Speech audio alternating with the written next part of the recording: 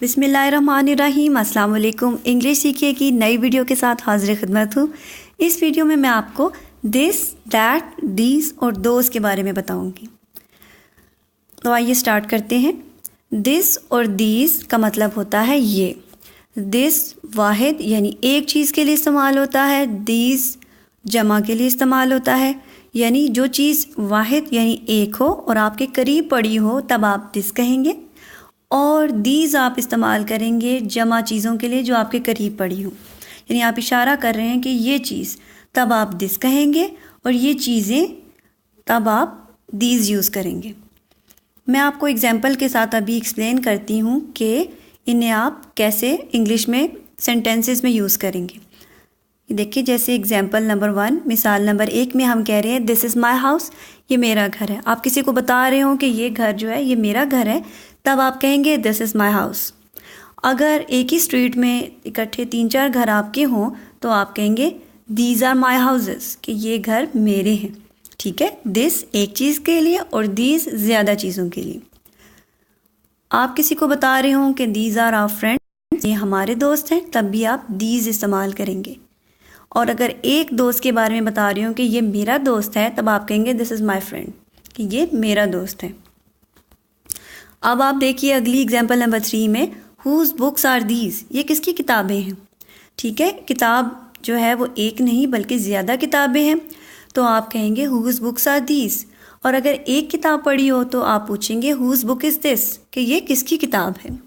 जवाब में आप कहेंगे दिस इज़ आदिल्स, कि आदिल की किताबें हैं या किताब है। नेक्स्ट एग्जाम्पल नंबर 5 में देखिए, दीज आर माई कोलीग्स, ये मेरे साथी हैं। यहाँ पर मैं आपको डिफरेंस बताती चली जाऊँ कि साथी अगर दोस्त होंगे तब आप फ्रेंड्स कहेंगे, और अगर आपके ऑफिस में वर्क इन्वायरमेंट में जो लोग आपके साथ काम करते हैं उन्हें आप कोलीग्स कहते हैं।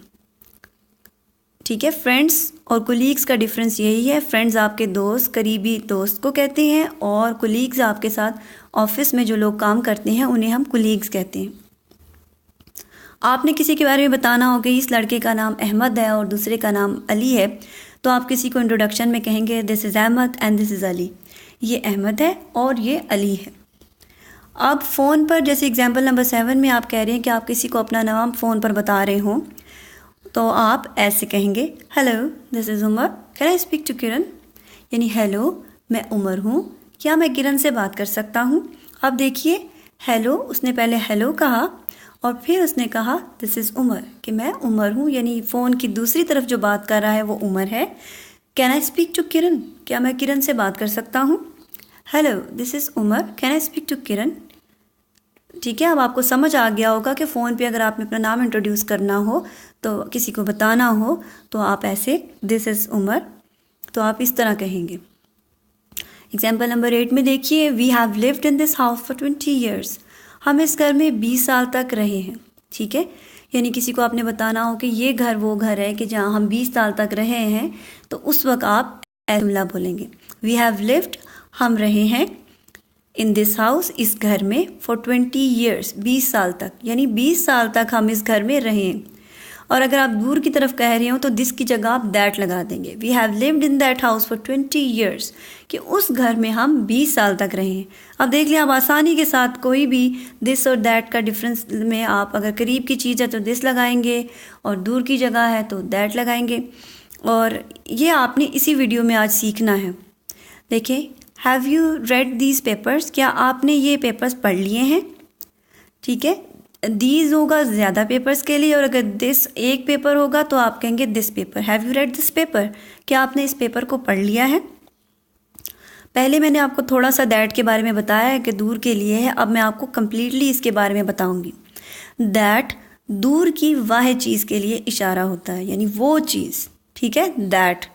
और दोज दूर की ज़्यादा चीज़ों के बारे में आप इशारा कर रहे हो तो तब आप दोज यूज़ करेंगे। ठीक है, इसको आप अपने जहन में क्लियर कर लें कि दैट दूर की एक चीज़ और दोज दूर की ज़्यादा चीज़ों की तरफ इशारा करते वक्त आप दोज कहेंगे। अब एग्जाम्पल इसकी आ जाए। एग्जाम्पल सिर्फ मैंने 2 ही दिए हैं ताकि वीडियो आपके लिए छोटी रहे, क्योंकि अगर मैं और एग्जाम्पल्स ऐड करना चाहूँ तो आपकी वीडियो फिर बहुत लंबी हो जाएगी। मैं चाहती हूँ कि आप कम अरसे में जल्द से जल्द अपनी इस प्रैक्टिस के साथ इंग्लिश सीख सकें। जैसे एग्जाम्पल 1 में मैंने कहा है दैट इज़ माई हाउस, यानी वो आप बता रहे हैं कि वो घर मेरा है, तो आप कहेंगे दैट इज़ माई हाउस। वैसे इंग्लिश, स्पोकन इंग्लिश में हम दैट इज़ नहीं बोलते, हम बोलते हैं दैट्स माई हाउस, ये मेरा घर है।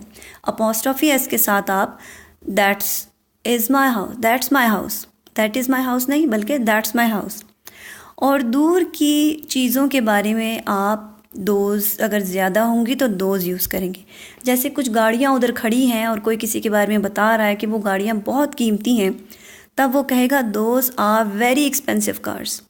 दोज आर, वो हैं, वेरी, बहुत, एक्सपेंसिव, महंगी, कार्स, गाड़ियाँ, वो बड़ी कीमती गाड़ियाँ हैं। Those are very expensive cars. अब आपने डिफरेंस देख लिया होगा कि दैट जो है वो करीब की, दूर की चीज़ को जो कि सिंगुलर हो यानी वाहिद हो, तब आप दैट इस्तेमाल करेंगे दूर की एक चीज़ के बारे में। और दूर की ज़्यादा चीज़ें होंगी तो आप दोज इस्तेमाल करेंगे। दोज आर माई हाउसेस, वो पहली एग्जांपल मैंने आपको बताई थी ना कि दीज आर माई हाउसेस, कि ये मेरे घर हैं। और अगर आप किसी को दूर इशारा कर रहे हो कि वो जो घर तुम्हें नज़र आ रहे हैं वो मेरे हैं, तो आप कहेंगे दोज आर माई हाउसेस, ये मेरे घर हैं। दोज आर माई कार्स, वो मेरी गाड़ियाँ हैं, ठीक है। दोज आर माई किड्स, वो मेरे बच्चे हैं, ठीक है।